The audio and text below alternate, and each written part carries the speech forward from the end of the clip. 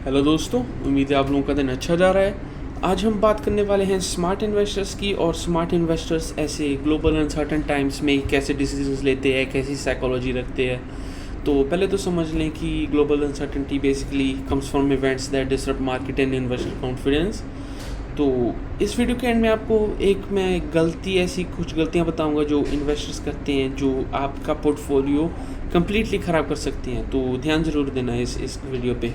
तो हमारी इस सिचुएशन में, जैसी सिचुएशन में हम रह रहे हैं, हमारे लिए in the current state uncertainty rises from wars and geopolitical tension, economic slowdowns और रिसेशन फियर्स, या फिर inflation and interest rate changes. तो एक बात समझनी बहुत ज़रूरी है, क्योंकि markets don't fall because of bad news, they fall because of uncertainty.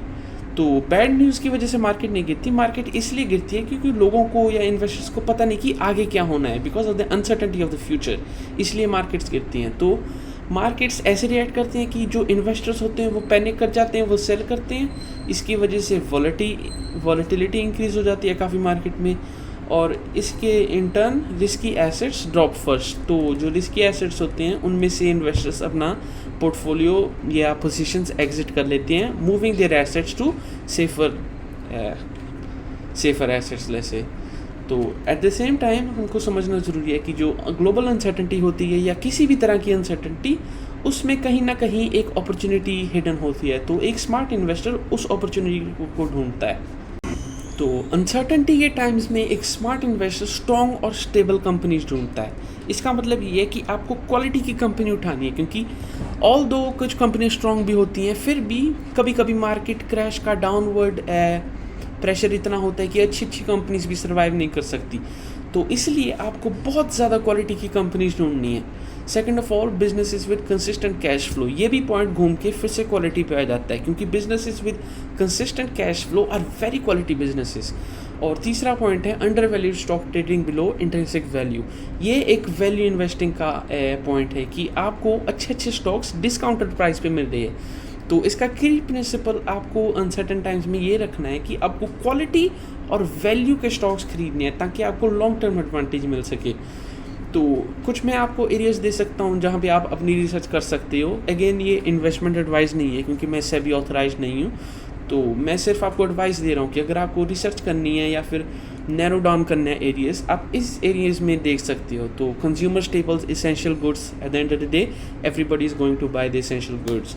Health care या फिर energy, depending on which sector you know about, या फिर कौन सा सेक्टर की आपको नॉलेज है। कुछ भी आपको इन सेक्टर्स में से कुछ अच्छा मिल सकता है, क्योंकि ये सेक्टर काफ़ी रेजिलिएंट होते हैं ड्यूरिंग द डाउन टर्न्स। क्योंकि जब मार्केट करेक्शन करती है, ये सेक्टर्स काफ़ी जल्दी से पिकअप कर जाते हैं। और जो स्मार्ट इन्वेस्टर्स होते हैं वो अनसर्टन टाइम्स में थोड़ा सा कैश बैकअप भी रखते हैं, क्योंकि ऑलरेडी हमने डिस्कस किया है कैश की इंपॉर्टेंस काफ़ी वीडियोस में। ये आपको फ्लेक्सिबिलिटी देता है।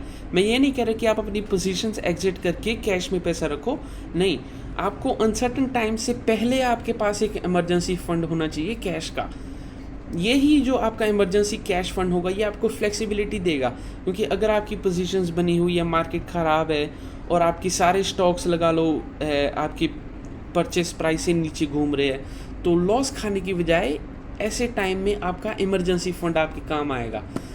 और जब आपको प्राइस दिख रहे हैं, सारी मार्केट अंडर वैल्यूड है, वैसे टाइम में अगर आपको वैल्यू इन्वेस्टमेंट करनी है, फिर भी आपको ये इमरजेंसी फंड काम आएगा, क्योंकि आपके पास एक कैश रिजर्व है और स्टॉक्स बाय करने के लिए। जहाँ पे सारी दुनिया अपने पोर्टफोलियो एग्जिट कर रही है, पोजीशंस एग्जिट कर रही है, वैसे टाइम में आपको पैसे लगाने हैं। तो मैं आपको एक सिंपल स्ट्रैटेजी दे देता हूँ कि स्मार्ट इन्वेस्टर्स कैसे सोचते हैं। तो स्मार्ट इन्वेस्टर्स अनसर्टन टाइम्स में शांत रहते हैं और अवॉइड करते हैं पैनिक सेलिंग, क्योंकि ऑलरेडी हमने डिस्कस किया है panic selling is one of the biggest mistakes you can make as an investor. क्योंकि मार्केट रिटर्न करेक्शन करेगी, और जब मार्केट करेक्शन करेगी, फिर आपकी जो पोजीशन आपने क्या डाउन टर्न में एग्जिट की, आपको वो फिर से पोजीशन अप टर्न में बनानी पड़ेगी। मतलब आपको वही सेम पोजीशन और महंगी पड़ेगी बनाने के लिए। और आपका फोकस फंडामेंटली स्ट्रॉन्ग कंपनीज में होना चाहिए, जो क्वालिटी की कंपनीज है। और आपको इन्वेस्टमेंट्स ग्रेजुअली करनी है, एक बार आने की सारे पैसे एक चीज़ में डाल दिए या एक तरफ डाल दिए। थोड़े टाइम में स्प्रेड करनी होती है इन्वेस्टमेंट्स, ताकि सब कुछ प्रॉफिट लॉस बैलेंस आउट हो जाए थोड़ा सा।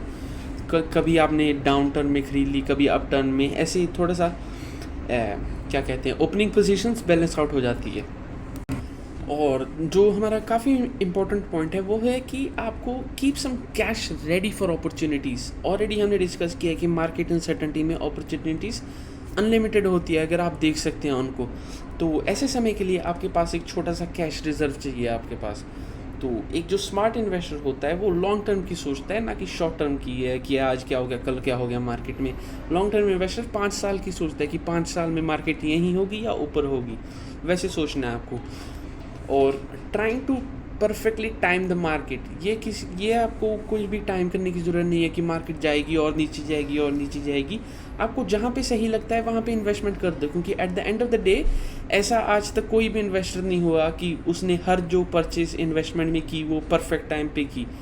तो आपको फोकस करना है ऑन वैल्यू और कंसिस्टेंट रहना है और पेशेंट रहिए। जब मार्केट करेक्शन करेगी तो आपको और भी ज़्यादा रिटर्न्स मिलेगी। तो इस वीडियो के लिए यही है दोस्तों, उम्मीद है आप लोगों को कुछ सीखने के लिए मिला। अगर सीखने के लिए मिला तो सब्सक्राइब ज़रूर करना, उससे थोड़ी सी मेरी भी हेल्प हो जाती है। Thank you.